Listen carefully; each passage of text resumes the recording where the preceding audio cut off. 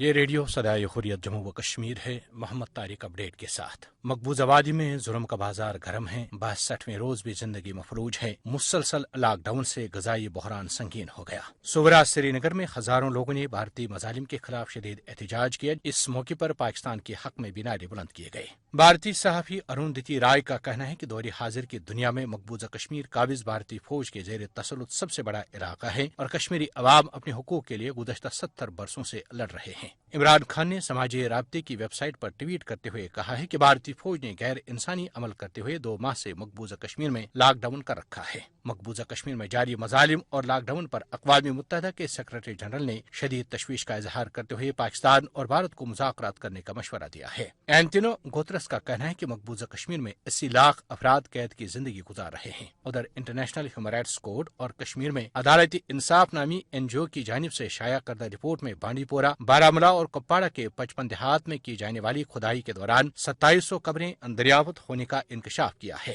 امریکی سینٹ کی خارجہ امور کمیٹی نے مقبوضہ کشمیر کی صورتحال پر تشویش کا اظہار کرتے ہوئے مقبوضہ کشمیر میں انسانی حقوق بحال کر کے بحران کے فوری خاتمے کا مطالبہ کیا۔ بھارت میں مسلمانوں کے قتل عام کے بڑھتے واقعات کے خلاف آواز اٹھانا جرم بن گیا اور 50 اہم بھارتی شخصیات کے خلاف مقدمہ درج کر لیا گیا۔ اپڈیٹ ختم ہوا۔ مقبوضہ کشمیر میں بڑے پیمانے پر گرفتاریوں کا سلسلہ بدستور جاری ہے۔ ہزاروں کشمیری گرفتار کر کے کشمیر سے باہر بھارتی جیلوں اور عقوبت خانوں میں منتقل کیے گئے ہیں۔ سماعت فرمائیے وائس آف امریکہ کے نمائندے یوسف جمیل کی کشمیر میں گرفتاریوں سے متعلق یہ رپورٹ۔ 5 اگست کو بھارت نے اپنے زیر انتظام کشمیر کی نیم خود مختاری کو ختم کر کے اسے براہ راست وفاق کے کنٹرول میں لانے کا اعلان کیا۔ اس متنازع اقدام سے ایک دن پہلے ریاست میں گرفتاریوں کا سلسلہ شروع ہو گیا تھا۔ پبلک سیفٹی ایکٹ اور دوسرے قوانین کے تحت نظربند ہونے والوں میں 3 سابق وزرائے اعلیٰ سمیت مختلف سیاسی جماعتوں کے قائدین اور سرگرم کارکن بھی شامل ہیں۔ اس کے علاوہ سینکڑوں کی تعداد میں مقامی نوجوانوں کو حراست میں لیا گیا ہے۔ ایسے بیشتر نوجوانوں کے والدین ذہنی کرب سے گزر رہے ہیں۔ اگر ہم مر جائیں گے تو ہمیں کون کاندھا دے گا؟ یہاں بڑا ظلم ڈھایا جا رہا ہے۔ میں اس مصیبت سے آزاد ہونا چاہتا ہوں۔ صرف میرا بیٹا ہی بند نہیں، کئی دوسرے نوجوان بھی قید کیے گئے ہیں۔ میں حکومت سے اپیل کرتی ہوں کہ میرے بیٹے کو رہا کیا جائے۔